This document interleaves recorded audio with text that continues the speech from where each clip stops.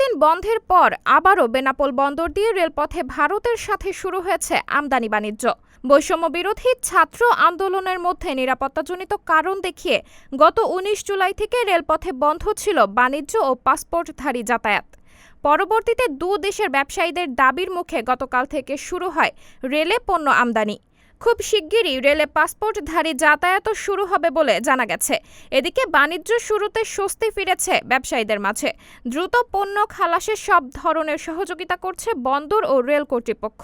Benapole customs সি&এফ অ্যাসোসিয়েশনের বন্দর বিষয়ক সম্পাদক মোহাম্মদ মেহেরুল্লাহ জানান, বেনাপোল বন্দর দিয়ে সড়ক পথের পাশাপাশি রেলপথে ভারতের সাথে আমদানি বাণিজ্য ও পাসপোর্টধারী যাত্রী যাতায়াত করে থাকে।